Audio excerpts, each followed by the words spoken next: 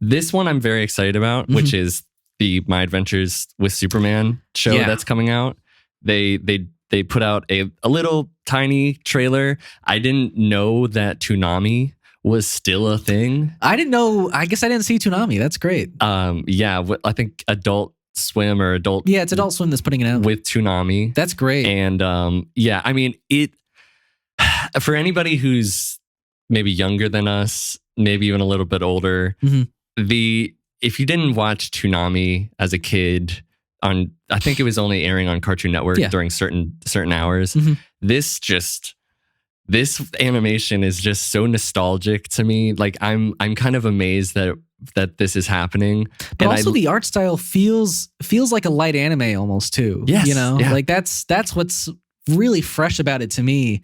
Is and I think that's the thing, is that it almost feels like an anime where I can't even put my finger on like the aspects of this that feel like an anime to me, but it just has that vibe, you know?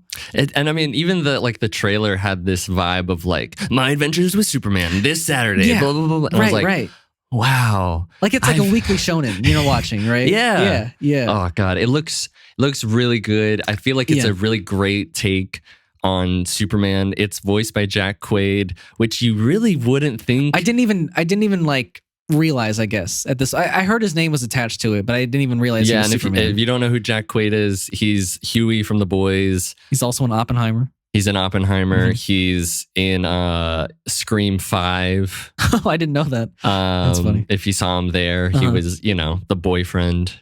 And anyways, I won't spoil Scream 5. But yeah, I mean, I think it's a very current take on what all these Superman characters would look like. I think Lois seems dope as fuck. Yeah, I think I'm most excited because I think in recent like Superman media, we haven't had a whole lot of like Clark Kent. Like Clark Kent at the Daily Bugle, writing and living his life with Lois. And I think we're gonna get like half of the show is Clark Kent. And I think that's great. And I love the fact that Lois doesn't know that Clark is Superman, because you found out, Lois found out in Man of Steel, like in half the movie. And sure. And which isn't a bad thing. I just like this it's like a fresh take, even though there's Superman's been done for almost 100 years at this point. Yeah. It feels modern, it feels fresh, and I'm really excited about it. Yeah. I don't have much to say about like what happened in it, because it just seems like a bunch of rando villains that show up. Also there's just the thread of like, Lois trying to figure out the mystery of who is Superman. Yes. Which I think is going to be a cool thread to follow. Yeah, I agree. Yeah.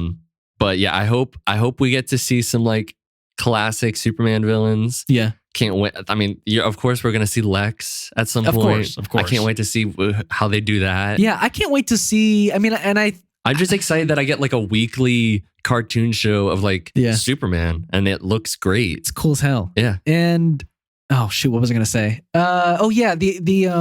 The art style, I guess, for Metropolis. I didn't really, I guess, catch what Metropolis looked like a whole lot. But I hope it's done like in a unique, cool way, because I think Metropolis, for the most part, has looked the same in general, which I don't think is a bad thing. No. But, if this is like a fresh take on it, I wouldn't mind seeing their own little like spin on Metropolis. I guess my thing with Metropolis is it would be cool to see it be a little bit more for aristocratic, artisan, like... Art Deco sort of thing. I was going to say that, but I wasn't sure that was the right term. But for the most part, Metropolis, for me, is mostly identifiable by just having the huge daily Daily Planet thing. And then you're like, oh, we're in Metropolis. You know what I mean?